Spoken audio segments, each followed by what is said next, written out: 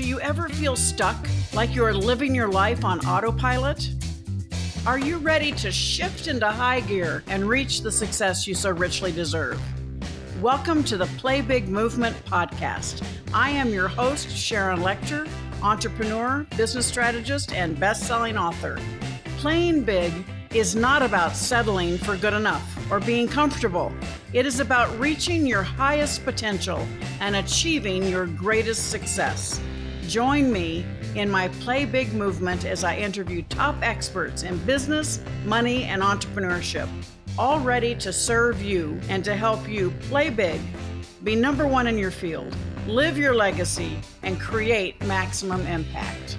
Hi, everybody. Welcome to this segment of the Play Big Movement podcast. And I've been trying to get this young woman on with me for a while, and she's so busy all the time. We haven't been able to get this scheduled. So I'm so excited she's with me because not only is she a dear friend, but I think she's busier than I am. I'm pretty sure about it because she's going in so many different directions. But you talk about a brilliant mind and a brilliant heart.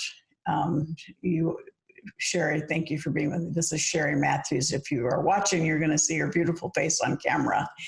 But her background is just incredible. Not only is she an engineer, from computer engineering background with IBM, but then she had her own little personal struggle and decided to make life easier for anyone else going through that struggle, and formed a company called Healing Comfort. I'm going to have her actually tell the story because it's probably a little more emotional coming from Cherie. But I met her when I was out in Austin, and she has been not just a student, but an incredible fan. She's a cheerleader. I would say, Cherie, you are probably like the best friend anybody could have. So Thanks for being with me, Cherie.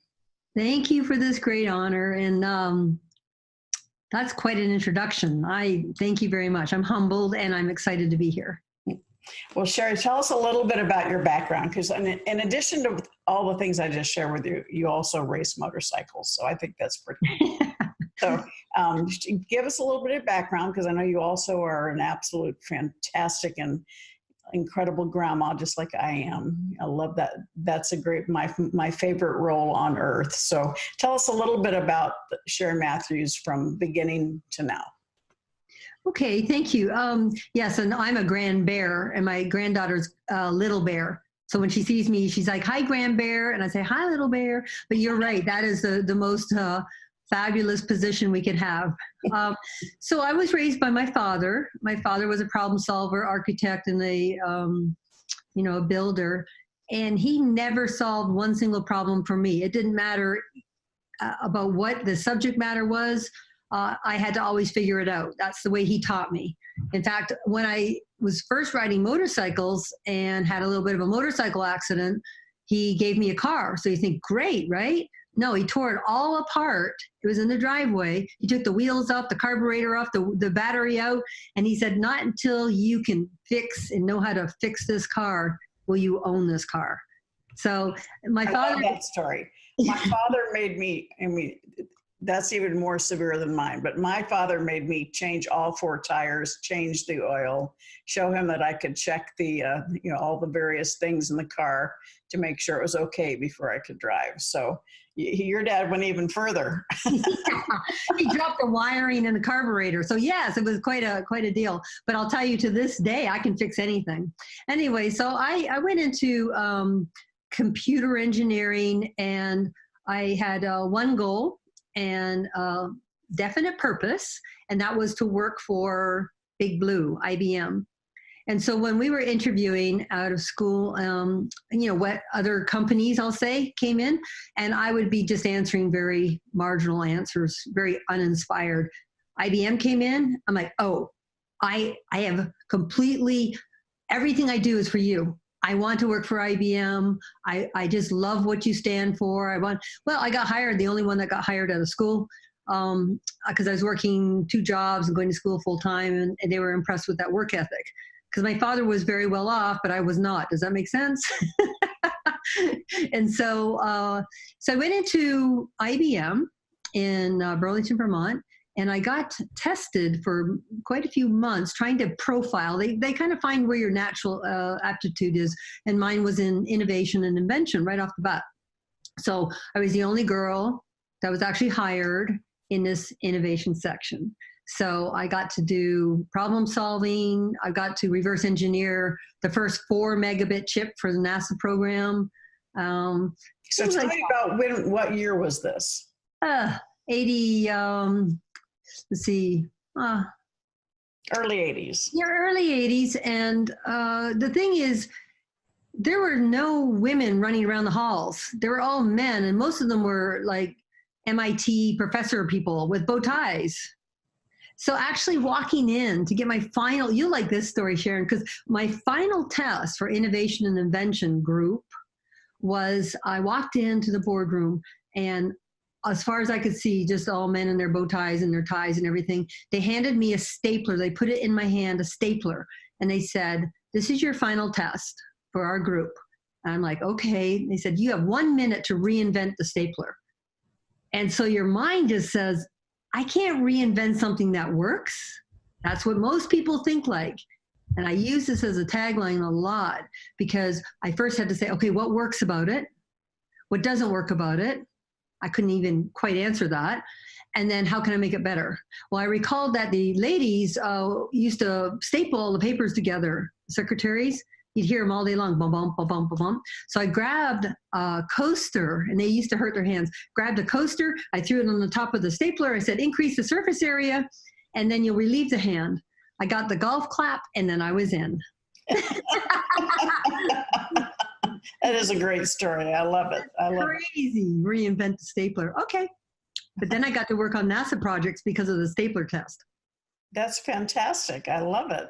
I love it. And I hope you share that when you're doing your talks, because I think that's, people realize, they say easy for her to say today, but, people can put themselves in that position and say, wow, that, just a matter of, again, solving a problem, serving a need.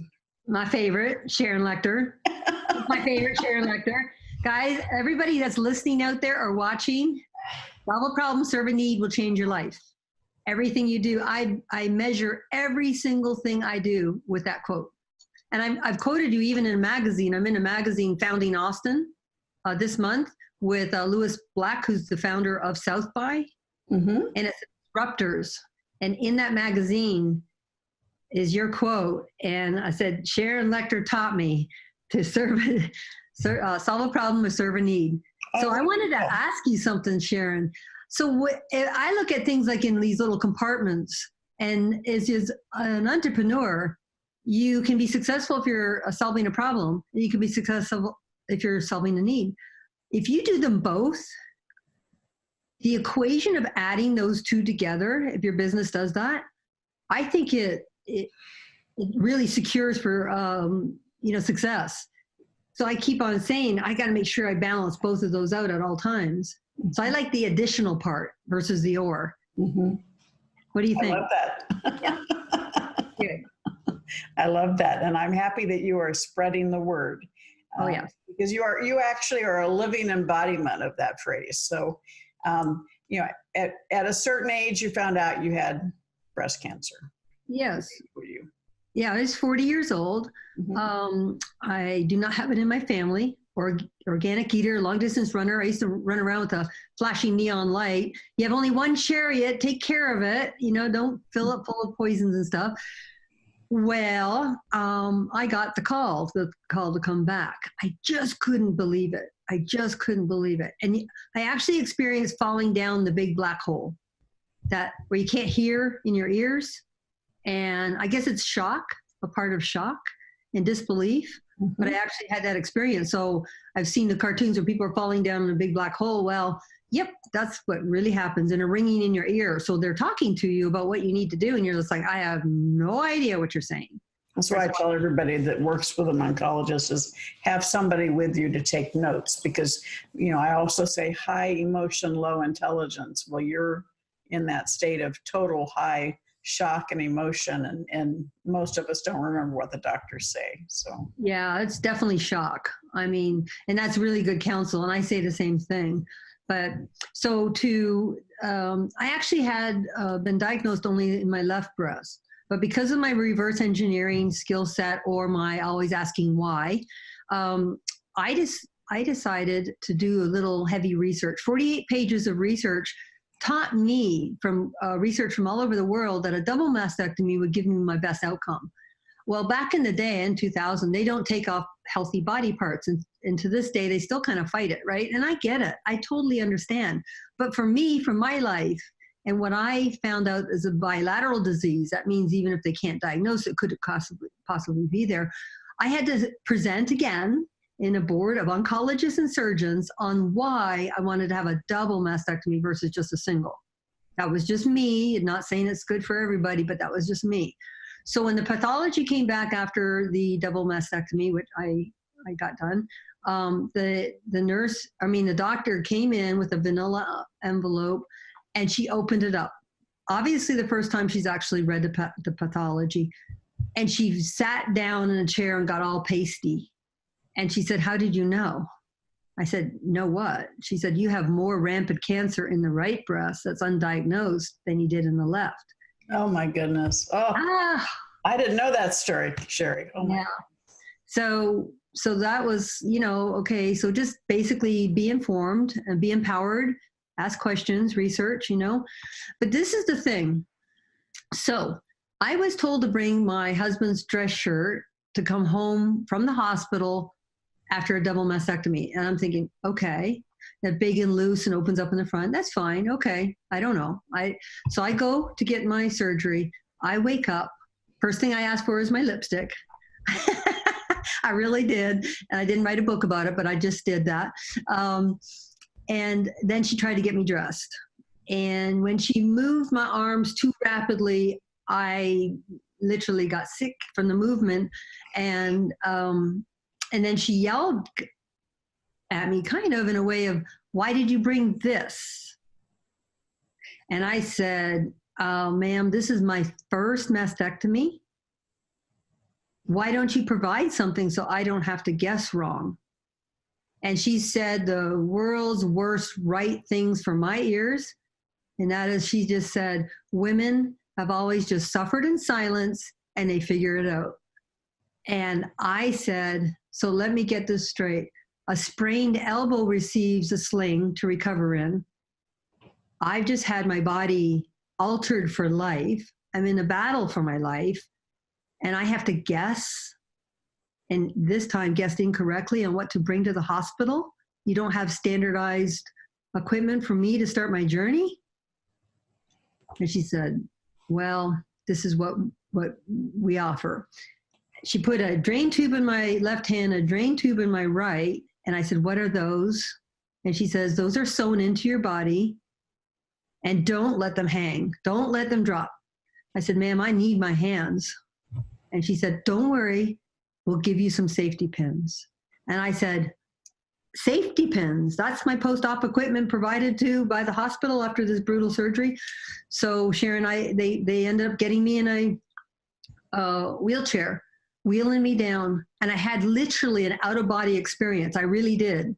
I think it might have been a little bit of that morphine and Demerol or whatever added to the experience. But I just said, if I can change this just for one other person, I will. That this is barbaric. I shouldn't have to feel bad about what I brought to the hospital when I'm fighting for my life and I've just had my breast removed. This is a brutal surgery. It's emotionally, physically, and spiritually a battle. And so I determined that I would make a difference for other people. So I went home and I shuffled into my closet, and I have either rock and roll clothes, motorcycle clothes, golf clothes, or Chanel. None of which would be advantageous for having medical apparatus sewn into my body. Mm-hmm. So fast forward,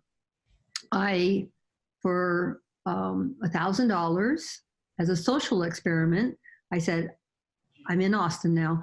I'm going to help 100 patients not go through what I went through. And I designed a recovery shirt that was really super easy to open up. So self-dressing is kind of a biggie. It's really, really sucky if you have to have somebody be in the shower with you or help you get dressed like a child. Yep. I'm just a real independent lady, and I just didn't want people helping me get dressed. I wanted to do it on my own. And I did not want to look sick. I didn't want to look like a patient. So my design that I created, the Heal and Comfort Recovery shirt, actually looks like you could be going to the gym. Or you might be hiding medical equipment. Who knows? Don't know. And it's very soft fabric. Yes, and that's a great... For your right shoulder. So those of us that are watching this podcast can see in the background the Healing Comfort shirt set up so that you can get it on and off easily. It has pockets for all of the meters and drains and stuff that you get that will allow you to have your hands and arms free to do what you want to, right? Yes. And thank you. You also took the next step because you said, I'm doing something that nobody's ever done before. And so many of us, we kind of go plowing forward, but you took the time to say, what do I need to do to build the foundation? Correct. And you got a patent on the design and you got a patent on what you were doing and you continue. You have quite a few patents now, don't you? I do, Sharon. Thank you. And, if people are listening or watching out there and they're like, I'm not an inventor, I don't believe that. I believe everybody has great ideas, good ideas, and they may just basically tell one friend about their great idea, but they're sitting on possibly a movement. And I don't know anything about fabric. I failed home ec. I stapled my Platzo pants because I had a basketball game to go to. So for me to design clothing and textile, no, not in my wheelhouse. But I watched Coco Chanel movie 3 times and I learned that you could be a boss of fabric. Okay. And so I actually got the world's softest feather-like material, which was a battle. It took over a year.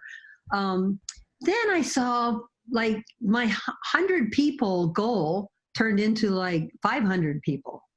So then I'm like, uh-oh, I know that I need to probably protect this. So I wrote up the patent. It was accepted.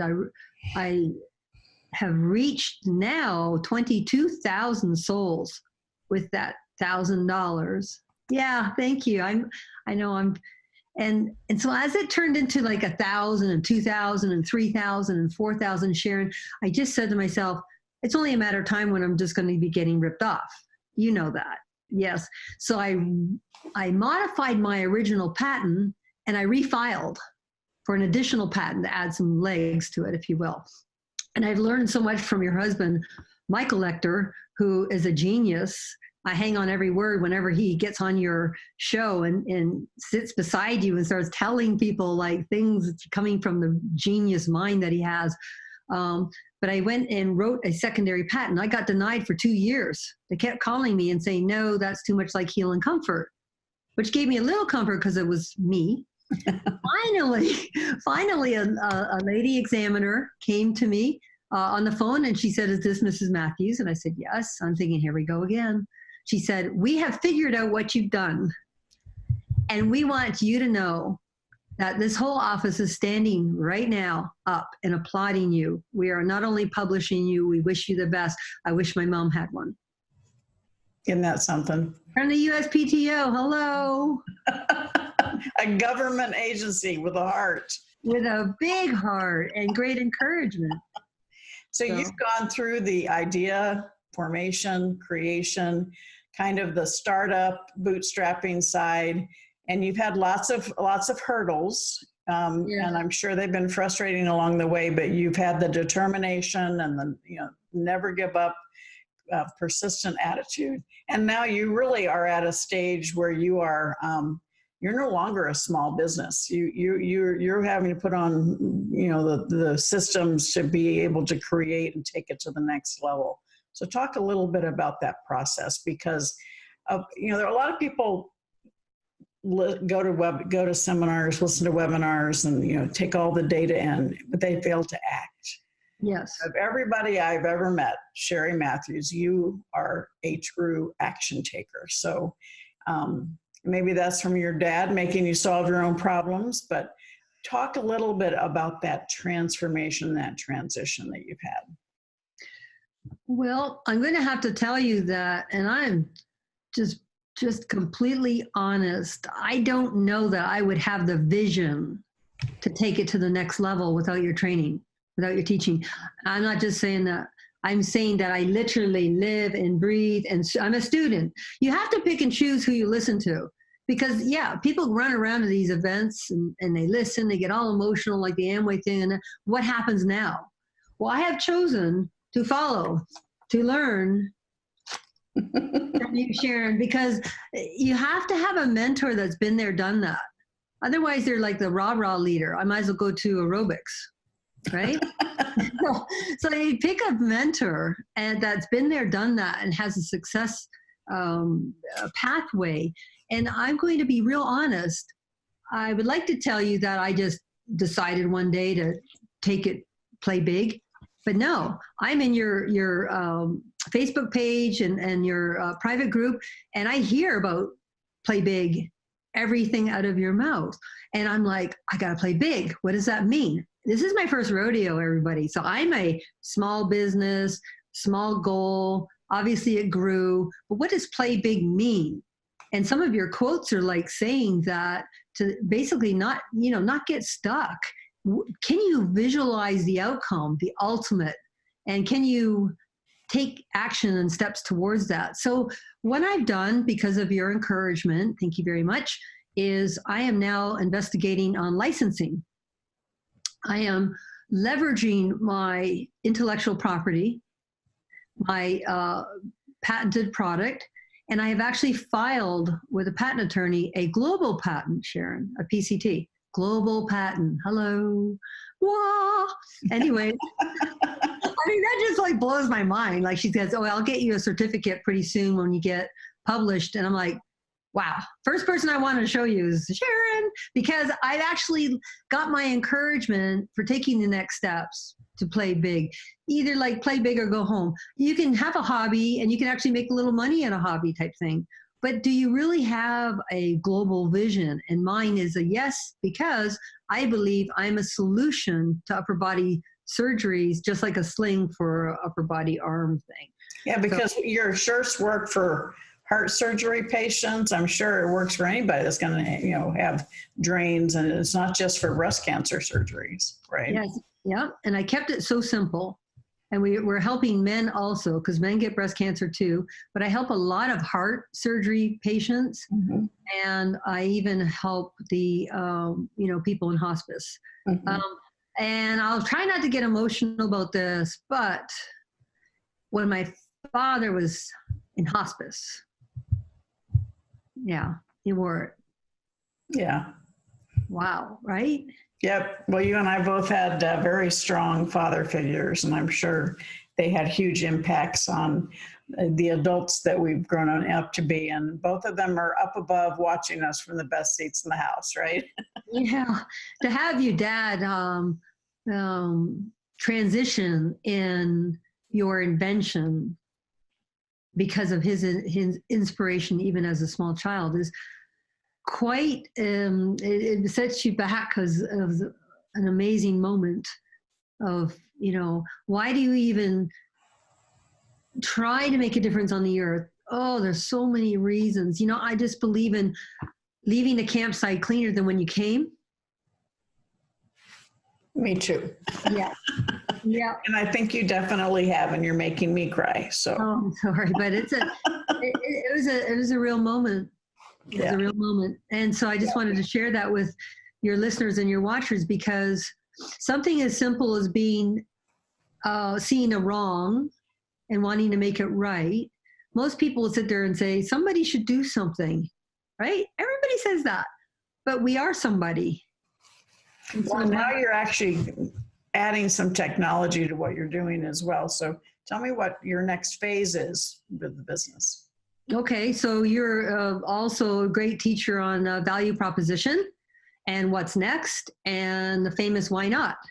And so I wanted to have not only a physical solution for people to hide their bodies in and have adaptive, clothing is what my first invention solves. I have this dream, and the dream was to be more than even just the shirt. And that is to be bringing in nanotechnology and have it interwoven into the fabrics of the shirt. So the shirt would be governing, help a monitor. Think of a Fitbit inside of a shirt. Mm-hmm. One of the reasons why this is an initiative for me is 10,000 baby boomers retire every single month in America. And pretty soon the hospital systems that we have in place will break. So I believe that home care is going to be very important. So then I was told, I pitched to somebody very, very amazing and famous here in Austin, Dr. Heller, and he said, yeah, to do nanotechnology, you'll have to raise about $10 million and put a board together. And I said, Andrew, I can't even answer emails right now, but I really have this desire to help these people. So this is a really cool story too. One of my friends, Jan Goss Gibson, was telling me about a technology for the blind, and it was called Envision Eli technology. One of the inventors is Ron Klein. He's the grandfather of possibilities. He invented the credit card strip and MLS listing. And I was just with him the last 3 days in San Diego. I love him. A treasure. Yeah. And I know he loves you. But so I'm listening to this pitch, if you will, by Jan, and I'm like, Jan, get Rick here right now, because what you're doing for the blind, I can do for cancer patients. I am now a partner in the group, and I have been able to move the needle for cancer patients. And I have what's called Eli technology on my shirts. And within 1 second of using a smart device over the code that looks like a QR code, but it is not, I am attaching cancer patients to the most powerful IP on the planet Earth. One company is called Belong. Belong is out of Israel.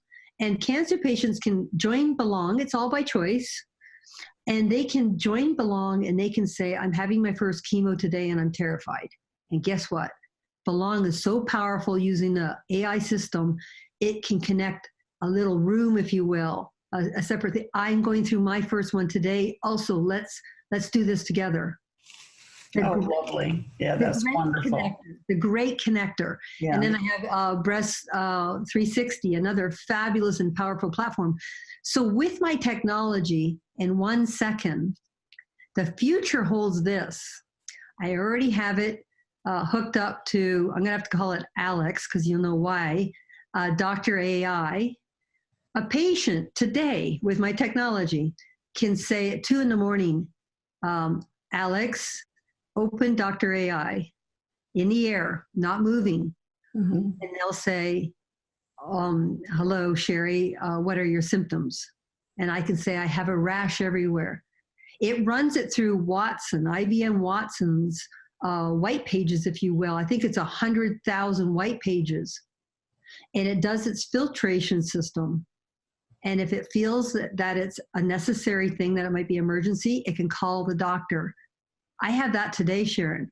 People can talk in the air and help determine whether this is a normal thing and they're sleeping on a heating pad and that's why they have a fever, or they may have a MRSA attack and they've spiked a fever, and that will be picked up by Dr. AI and say, we're calling right now.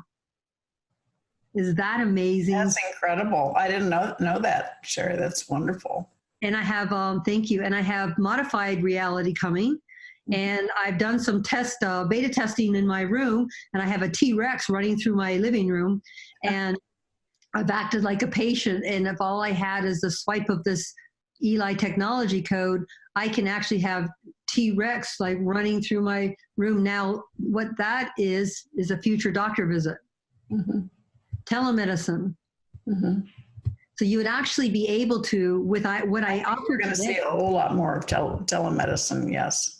Yep. And within 1 second of swiping this technology, you have the option of telemedicine coming to your aid. Today, Sharon. And you can see where I'm going with this. It's going to be literally virtual visits. It's going to be, I'm building that out. But that's what my new thing is. Well, that's wonderful. I'm excited to see where that goes. And I'm excited to be one of your cheerleaders, because you've been such a cheerleader of mine. So we're going to you're going to hang in there for a moment. We're going to have a second recording that goes inside the private Play Big movement, of which you belong. So I'm excited. You're going to be talking to your peers. And I just want to tell you, Cherie, how proud I am of you. And I want to thank you because, you know, on any given day when I need a boost, all I have to do is see a post from you on my site, and you always make me feel great. So thank you for always being there to support me as well. And people want to find you or find out more about your shirts and your company. How do they find you? So they can go to the website, healincomfort.com. Find me on Twitter, Heal in Comfort. I trademarked a name, sentence, Heal in Comfort. USPTO got a big kick out of that. I said I didn't want to have the competition. So I trademarked a sentence. They all broke up laughing about that one. So it's Heal in Comfort. And because that's what I did not have for me.